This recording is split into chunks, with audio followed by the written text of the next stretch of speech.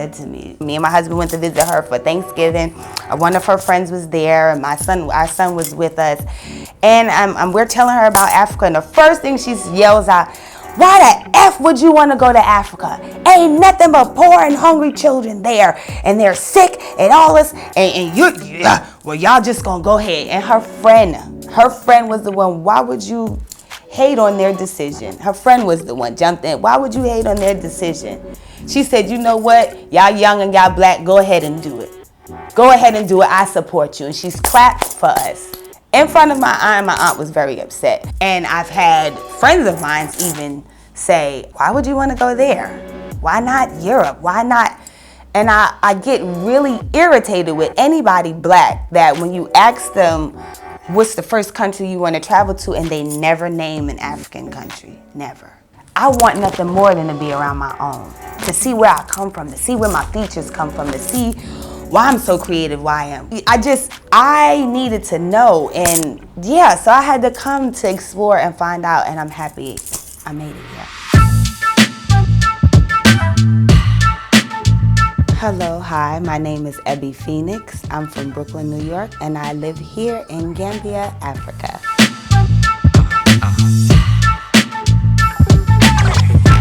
All right, this is Ebby Pheonix, and you guys are gonna do a house tour with me here in Gambia. Okay, so this is the front entrance, which I love because you see the little palm trees and everything, you guys. Mama Adu, she takes very good care of it, her garden and everything. This is our porch area right here where me and my husband always like to sit out here and enjoy the sun. Back there is banana trees too, you guys. Here's the front entrance of the compound. Welcome, welcome, you guys. This is the living room area. As you can see here, there's our flat screen. And these are recliners, you guys. Me and my husband love these recliner chairs. They're so awesome. Nice and comfy right here. And it was furnished, you guys. It was furnished when we came here.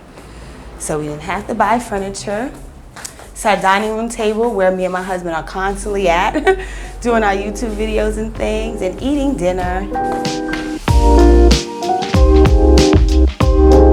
The things that made me want to leave America, it's a variety of things, starting from when I was a child. I never really experienced direct racism like some people. I've experienced it more indirectly when it came down to corporate America. And when I was a child, it was indirect. It wasn't like in your face, because growing up in the city and growing up in the South is different. So the racism in the South is in your face, whereas in New York City in the West, it's not so much in your face. They kind of hide it and sugarcoat it more. So that's what I experienced as a child from teachers coming into my school, into my neighborhoods, where it was predominantly minorities. And, you know, if they were a white teacher, they thought that they were going to come into our schools and clean it up, per se, when we didn't need any cleaning up. You know what I mean? And we, as kids, without adults telling us what they were trying to do, we could sense that they were not on the up and up. So, like most kids, we would act up with some of our substitutes that were of a, you know, white complexion. Not that that was an excuse, but we knew, inner city kids, that when somebody is really caring about you and when they don't. So that's part of my upbringing with that experience. And then when I got into the work field is when it really came, which was more of a nice, nasty type thing. They wouldn't be directly racist towards me, but I could tell that they had an issue. Especially, I have a big personality and I don't hide it. I'm a very confident young lady, so I show up that way anywhere I go. So to work when you're around people whose personalities are a little bit dull and yours is bubbly and happy, I always get the, you know, the back seat or the attitudes from people. So I'm kind of used to it now. I look at it as a power, a superpower that I have, being black.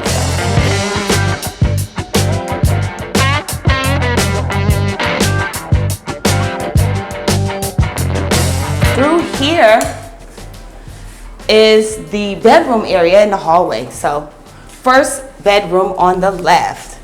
This is where me and my husband sleep in here. And that came with the linen and everything. Our the lady who's letting us rent her home came with linen and stuff. This is another room. And here's another room. It's a 4-bedroom compound, you guys. So yeah. Back here is where my son's room would be, where he sleeps at. Yeah. And right behind you are the bathrooms. This was the one thing that kind of threw me when I first came, because their showers are so different from ours, you guys, in the States. But this is their shower. Yep. And there's 2 full showers. There's the second one. And here is the lovely kitchen, which I'm always in. And it came with a washer. And as you guys can see, has the stove. And there's a microwave behind the door. And just like I would back home in the States, I always have to stock up. Yes. Honestly, we were supposed to leave 4 years prior to when we left.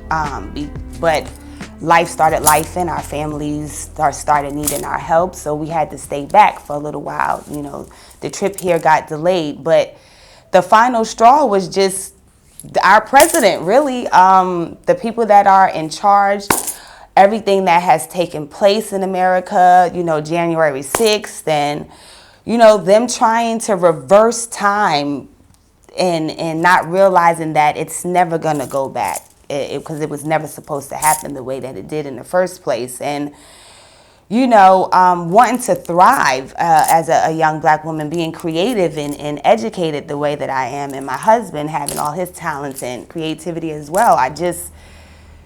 We just really, and then I didn't feel safe there anymore. I really didn't feel safe there anymore, especially with sex trafficking being exposed way more than it has ever been. And since I was a kid, it was never exposed as much as it is now. So, and that's been a big change, where I can let my son outside and know that he's safe and nothing's happening to him here in Gambia versus in the States. So it was imperative that we left when we did. Well, being an adult, there's a lot of things for me to run away from in the US these days, because our country is not being ran by anyone that we can trust, especially minorities, black and brown people. We are not able to trust our government to actually have our best interests at heart. And so many negative things that were portrayed about Africa, I just really deeply wanted to prove that it was all lies from everything that I researched. And thank God for internet, because we wouldn't have known that Africa was not at all what they said it was if we could not see. Because if you're not growing up here on the continent to see for yourself, you wouldn't know until you were able to see it on screen or, you know, somebody's TV or whatever. So I just really wanted my kids to be safe. I wanted to be safe as a black woman. I wanted to be free to wake up and be black in my own skin and not worry that I might offend someone because of my character, my big personality or whatever, and they are insecure and I'm not. You know, I wanted my husband to be free to be a black man and wake up and be black and be comfortable within his own skin as well. And the same for my family, my relatives that's back in the States. And me being a black woman raising boys, it was really, really important for me to make the move, get situated so that they too can have somewhere safe to be being young black men. So actually, I got my first impression of Gambia in Banjul, because from the U.S., we had to take the flight from Charlotte to Chicago. So once we got to Chicago, it was a lot of different Africans there, from Ghana to Gambia to they were coming from all over. So I got my first experience there in Chicago at the airport, and they were talking to us, and we were telling them what we were doing and all of our planned stuff, and they were all praising us and saying, "Oh, good, y'all going back home," and blah, say woo woo woo. And so I was just like, "Oh my God, this is exciting!" You know, they're taking to us, because again, in the U.S., all we ever heard was that Africans don't like you, they hate you, and all these bad things. And I'm just like, that is not true, because even growing up in New York City, where you see a variety of races and people, I never had that experience with an African. What? Anytime I came across Africans, they always thought I was from Africa, some part of Africa. I always got told Ghana. Always. It was always Ghana. So I'm like, I didn't understand why the negative narrative was always. And then now in 2026, you would assume that people know, because we have internet. You can see, but you know, I don't know. So me and my husband's last home, which was a 2-bedroom townhome that we had, we were paying about $12.75 a month. And that's just for rent, okay? That's not including everything else, like your electric and your water bill and your food expenses and clothes. And, you know, we both had vehicles, so we had to pay car insurance, and then we had to make sure gas stayed in the car, and then your kids and what they need. So about $12.75 a month on rent, and I want to say about $400, between $300 and $400 on electric. Food could be close to $1,000 sometimes a month. Depending on where you shopped at, because I did that a lot too. Sometimes I would go to pantries and all, just so I can shorten the amount of money I would spend in the grocery store. So sometimes I would go to food pantries to get little odds and ends that I would need, so I wouldn't have to get in the grocery store. And, you know, I might go over here somewhere else to go get meats or vegetables or whatever. So we spent in total a month, I want to say about $5,000 to $6,000. Since we've been in Gambia, we probably spent under $2,000 a month. Rent for us has been only about $800 a month, and that's because we're choosing to be here monthly right now until we can get on our land. And electric, we only spend, well, I'm not sure what 2,000 Dalasi is. What is that? 25? So 25 bucks in US. That's all we spend on water. And food is only it's under $500 every month, because we always go. I have a favorite restaurant that I found over here. It's a really cute mom and pop restaurant that's not too far from here. I'm hoping we get to go over there and check it out. But yeah, we only spend under between $500 and $300 USD on food a month. And we do have to buy out frequently, because the electric does go out here every now and again. It doesn't matter if your Wave account is paid up or not. Sometimes it'll just go out. So we've been finding ourselves shopping for food almost every other day, if not every day. So living here in the Gambia is way more affordable than it was living in the US for us. Hands down. Knowing the difference when I hear somebody say $2,000 and it's not actually 2,000 USD, because that was the confusing part. Like, because 100 USD is $100. Like, it's $100. Here it's not $100, and then they don't call it $100. It's 100 Dalasi. So that's what I had to get used to, is the difference in the money. And when they said that something was $2,000, and for me to know that it wasn't actually 2,000 USD. So. Hey Web Nation family, for years we've been sharing stories of diasporans who have relocated from the diaspora and currently living here on the continent of Africa. You guys have been enjoying the episode, saying in the comment section that you want this to be you one day. Why don't we just bring that time to now? We are inviting you to come on a trip with us to South Africa November 2026. This is going to be an 11-day experience of we visiting cities like Cape Town, Johannesburg. We having experiences like going to the wine lands and actually experiencing South Africa, the people, the food. This is not just a vacation. This is a very well detailed experience that gives you the proper insight on people interested in relocating. The beautiful part about this is we've made it easy for you to come on this trip with us. By you just making the deposit, you get to pay the rest in installment and get yourself on a trip with us to South Africa. Scan the QR code, secure a spot, and see you in South Africa. Now guys, let's get back into the video. So as you can see behind me is a community restaurant that I love. I absolutely love it here. And the owner is lovely as well. I love to eat here. It's delicious food. Yeah, I am Fatu, CEO of Fatu's Catering Service, Carnifing Estate, H16, Block H16. We've been in operation since 2017. We are 9 years into service now. And I met them there was a one fine day, they were looking for where to find seafood. Yes. And good food. And it was like just by an accident they met me. So they said they were looking for somewhere to find good and nice and fresh seafood. I tell them that you are in the right hand. And I have If here you can have that. We do fresh food. We cook fresh food. We have fresh food service here, and the staffs, they are all friendly. They are. We are. When I meet her, I told her that you are at the right place. Fatu's Catering, when you come here, you never go out hungry. They're very welcome. Yeah. We are welcome. We are very welcoming, and we are very lovely. We are loved, and they are also lovely people.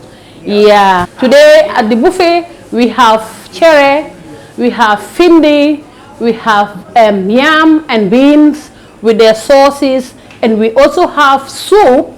We have chicken afra. We have our famous jollof rice, which I tasted for the first time because of her. Exactly. And you know, Gambia went for our jollof rice competition and we took a fourth. Awesome. Yeah, we did. And we have it here. You can have a taste of our food. In 5 minutes time, after the camera, we go to the food. Right. You have a taste of Fatu's Catering.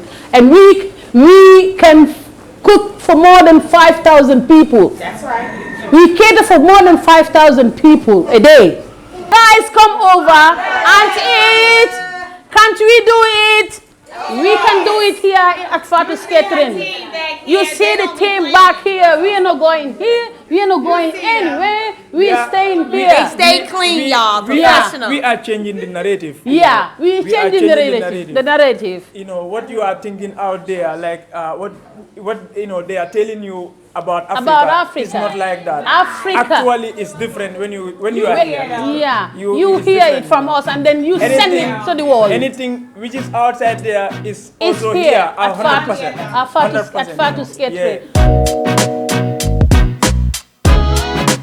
I feel very welcome here. As I said, when my first experience with Africans, you know, from over here was at the airport, and they have been beautiful ever since then.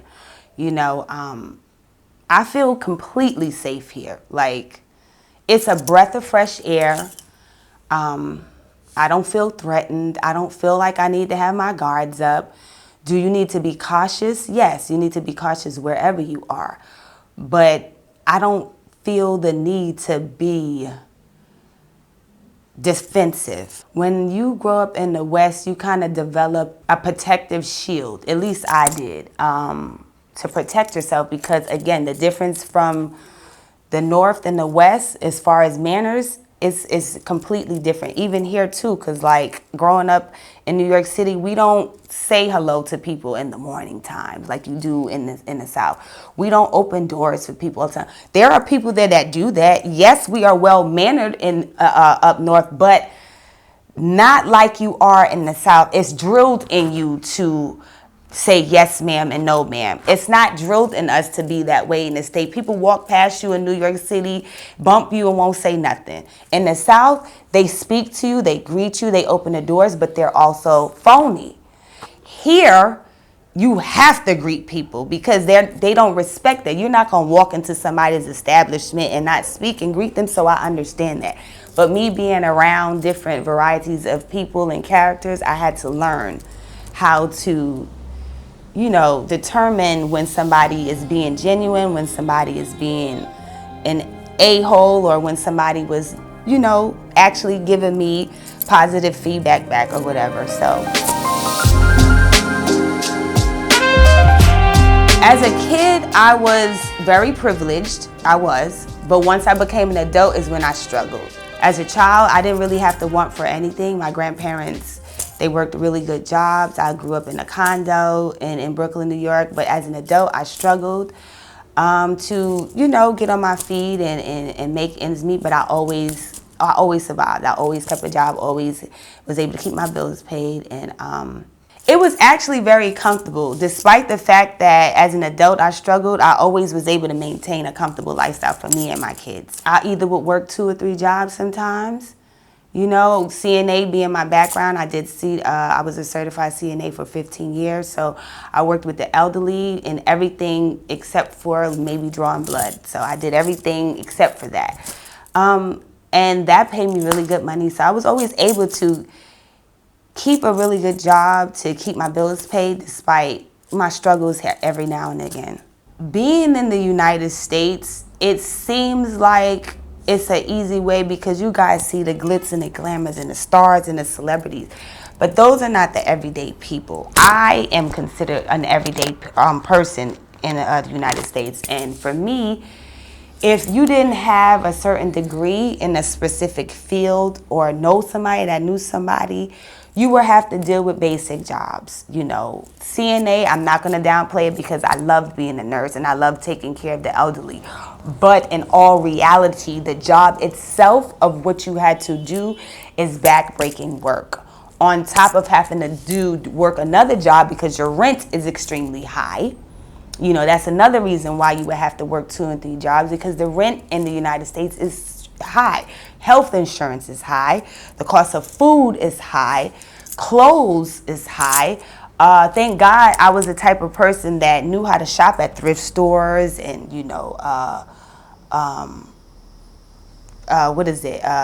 Family Dollar, or, like little inky-dink spots where you could pay $5 for a shirt or something like that. And I would mix and match stuff for me and my kids to make sure that we have, because you have to do that in order to maintain.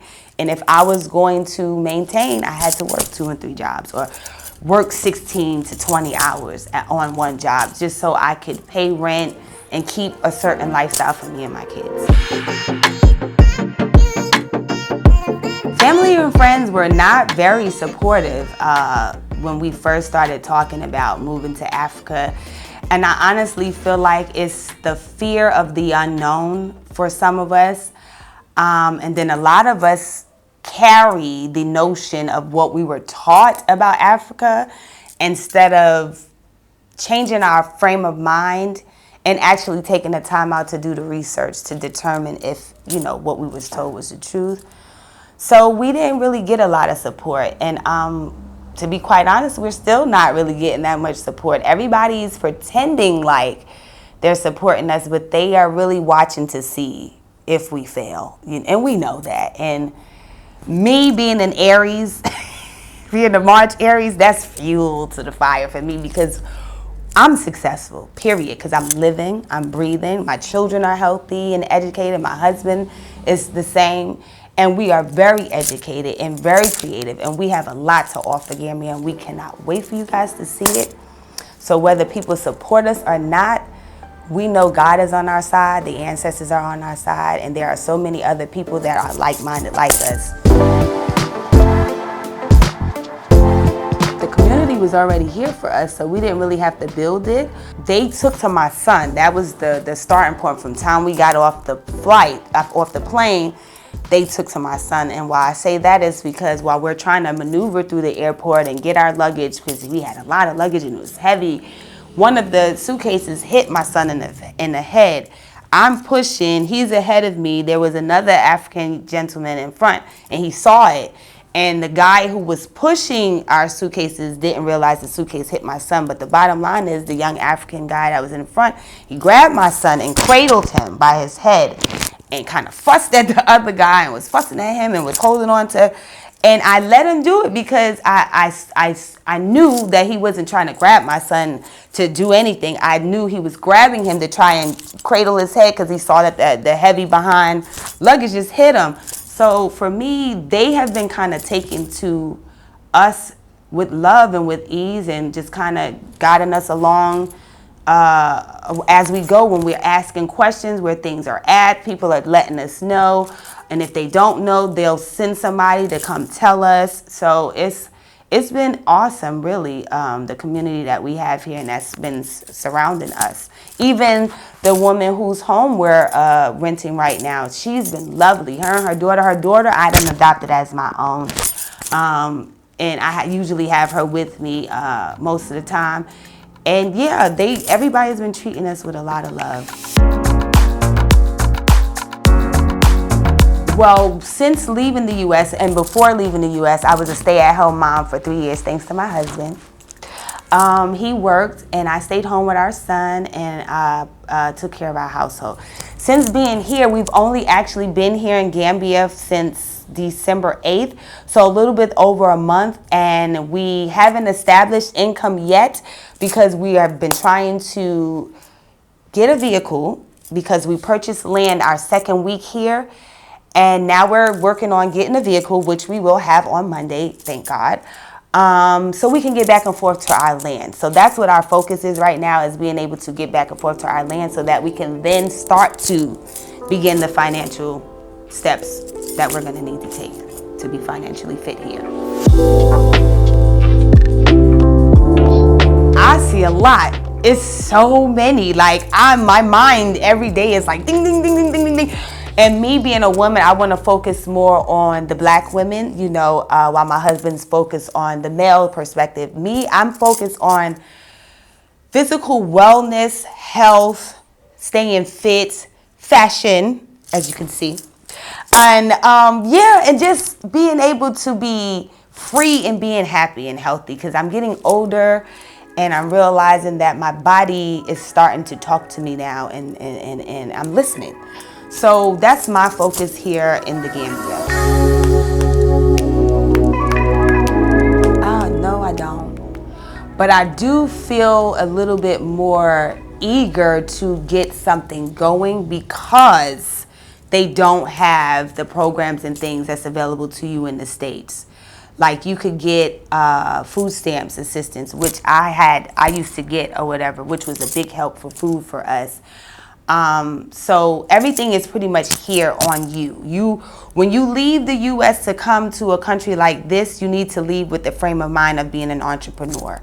This is not a place for you to come to retire and just lay back and sit back, because it's an up and coming country. They're building their economy. So you want to add to that and make sure that it's beneficial for everyone and not just yourself. So that's really what our focus is on right now. Surprisingly, my son did very well on the plane coming here, which we didn't think he would do. And since being here, he's blossomed. Like he's blossomed so much. Like he has older friends that are now familiar with us being in the community because they've seen us walk around so much with each other or without each other. So when I let him outside, he'll go on the stoop and they'll dap him up. Like he'll climb at the top of the steps here where we live at. And they'll see him in the morning and they'll dap him up and whatnot. I feel free. I feel free. And I've always been free in my mind, but I always had to be free in my mind living in the West. I carried myself differently from a lot of my friends because I knew I was free. I just couldn't really show it as much as I wanted to in the States as I can here because they don't allow you to. So, you have to kind of cuff it, your happiness or your confidence or whatever when you're living in the States. But here, my son is free. I know he's safe. I feel free. My husband is free from stress. So I feel free. I feel like he's freer here. We feel free. So that's what I want for them as far as them living here in the childhood I want them to have. I just want them to be carefree. I want them to know that they could achieve any goal. It doesn't matter what it is. They could achieve it and nothing can stop them. As long as they have us supporting them, their parents supporting them, they could achieve any goals. And I didn't feel like they could accomplish that in the States. You know, as parents in the States, when we tell our kids, oh, you could do whatever you want to do if you put your mind to it, we know that as parents in our hearts, but we don't always really believe it in the States because we know it's so many different stipulations and negativity that's going to try to prevent them from doing that. So we tell our kids that for them to believe it, even though deep down in our heart, we question it, you know. But here, I know my sons can do whatever they want to do. They don't have people against them, you know what I mean? Even if they do have people against them, it's not in their face. Like, you got the government against you in the States. You got people, strangers against you that don't even know you. You got your relatives that's against you, and you ain't did nothing besides try to be successful and achieve. Like, you have all these people against you. But here, you don't. I love everything about Gambia so far, as the weather, the food being a lot more healthier because they don't put the same type of chemicals and ingredients that we do. We have all kinds of preservatives and sugars and just all kinds of chemicals in our foods in the state. And I didn't know that I was eating healthier until I started realizing I was eating healthier here. Chicken actually tastes like chicken. I was like, at first when I was eating the chicken here, I was telling my mom, my brain was like, is this real chicken? You know the difference between chicken. What is happening? I'm like, no, this is real chicken. I know they got real chicken here. It's the chicken that I was eating in the States that was not real chicken. Bread that you can put under water and it doesn't crumble right away. Yeah, that's what we was dealing with in the States. Here, the bread is going to definitely crumble because everything is real. Everything is real, it's fresh. They don't use too much sugars. They don't use too much salts. It's just healthier. My skin has been glowing. I've been full of energy. Yeah, I feel like I'm getting a lot more vitamin D. My son has really been thriving. Like, he's been having a ball getting outside, and I literally allow him to play in the sand and everything. I wouldn't allow him to do that in the States because you never know what he might pick up out there, you know. And then I didn't feel safe with him being outside all the time without me or his dad watching him. But here, he's gated, he's safe, and then everybody here treats us like we're family. It's a community, so. Everything. I love everything about Gambia. My decision to come here changed my outlook, and the fact that I'm here is just a new beginning for me. I feel like with everything that I've ever wanted to do as far as my creativity and, you know, my personality and my character, my whole objective for being here in Gambia is just to motivate others. To motivate those of us back in the States to take a chance, you know, through us by seeing our success. I also want to promote a healthier way of living and physical fitness because I do that. I work out a lot and I'm trying to get into that, you know. And I realize as I get older, I need, you know, wisdom around me. And, you know, I don't have that anymore with my grandmother passing and my mom being all the way in the States and everything. So here, the older women, they take to me and I love them.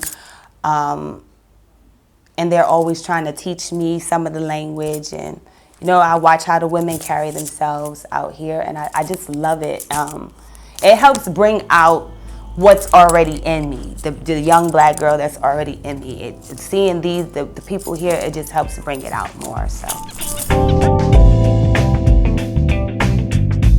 So the one thing that I have noticed about myself that's different is that I can adapt better than what I thought.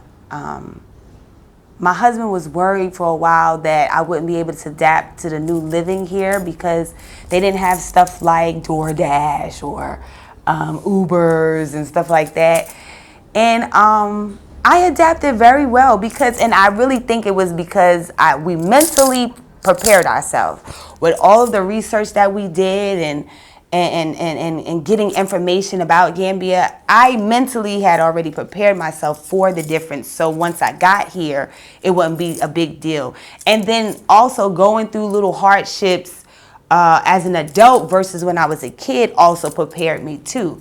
I would go into details, but that's for another time. But I've had hardships where I didn't have water before. We've experienced that here because the electric goes out. So it wasn't a big deal for me. I've experienced that before.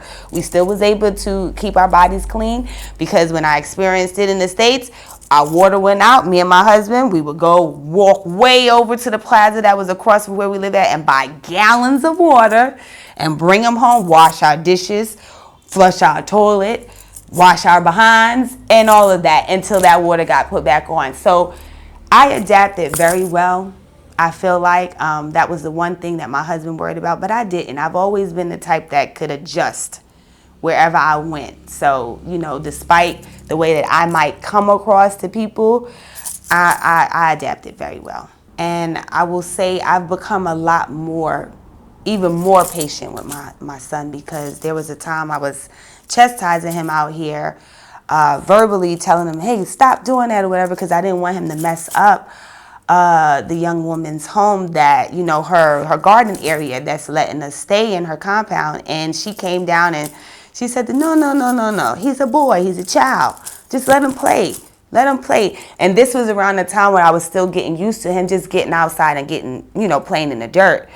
And I had to take heed to what she said and not get offended because in the States, if anybody gets involved with you and your child, it's a problem, you know, for some people. But me, I'm open-minded. I grew up around that wisdom. I missed that kind of guidance. So I listened to her.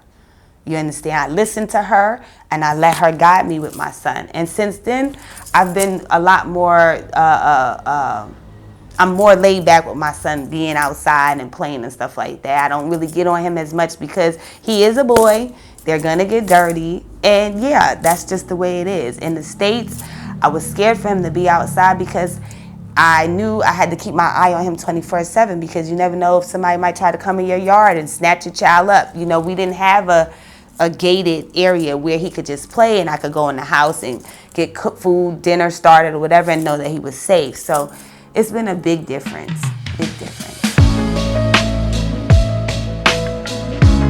I actually felt wealthy before coming here because to be able to be healthy myself and to have 3 healthy children, that to me is already being rich, you know, and also having a partner, you know, because some people are not blessed to have a husband or a wife. So I already felt rich before coming here.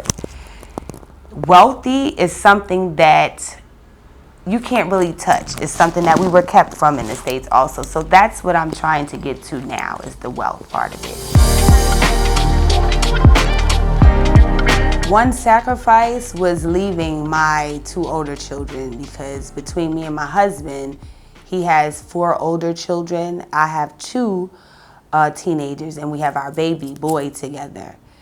That was the biggest thing for me because I am a mother to my heart, yes. And my kids mean everything to me. So not having the 2 of them here with us has been, it hasn't been easy, but I talk to them all the time, FaceTime all the time. They're planning on coming to visit soon. So that's been one of the sacrifices, is leaving my 2 older sons, but knowing that it was for a good thing. What I've gained from moving here to Gambia emotionally is just a sense of peace, really. A sense of knowing that we're not that different from our African brothers and sisters the way we thought. A lot of us actually have some of the same personalities, think some of the same things, feel some of the same ways, you know, and I know this from talking to a lot of them since I've been out here. There are a lot of them that are very knowledgeable when it comes down to the history of Black Americans and what's been taking place with us from time slavery started up until now. And then you have a lot of them that don't really know either, you know. So it's really been a breath of fresh air coming here. Nothing but great things though, great experiences so far.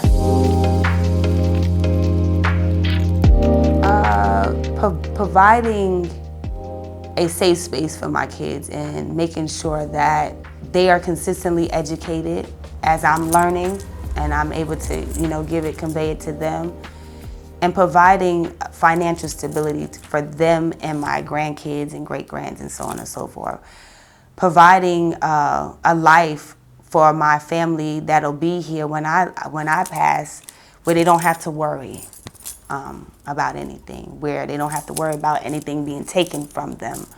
Because owning a home in the States is different from owning a home here. Here it's yours. Once you pay for it and you pay your property taxes, you don't have to pay for, you know, any tax anymore. In the States, you have to worry about spending $1 million on a home and paying property taxes every year. And then what if you miss a payment or something, they come and take it from you. You spent $1 million to get it. You would think that that would be enough, but it's not. It's property tax every year. So it's technically not yours. Technically, it's not yours. So for me to be able to provide financial stability that my kids can touch and hold on to and nobody can take from them, that's important to me. I see us with our home built, a couple of businesses already booming and doing well. I see me even prospering with my physical wellness and health and whatnot, and my son doing well. I see us doing well in the next 5 years, honestly, because me and my husband, we mean well and our hearts are pure, and we didn't come here to do nothing but succeed and help the Gambian people as well succeed with us. Come, take a chance, take a risk. Life is too short. You have no time to play games. You feel it right here, and you know it. You need to go. Stop being scared. You see us over here and you see other Black families that's taking a chance. Take a chance and come on over to the African continent. It's your choice of what country you choose to go to. But take a chance. You don't know what you're missing. You guys, I'm here. I'm healthy. We're safe. And we are loved. The African people love us here, okay? All of me. And y'all know me back home. Y'all know how fabulous I am, okay? And they love me out here, okay? Come on, y'all. Stop playing with yourself. Come on now.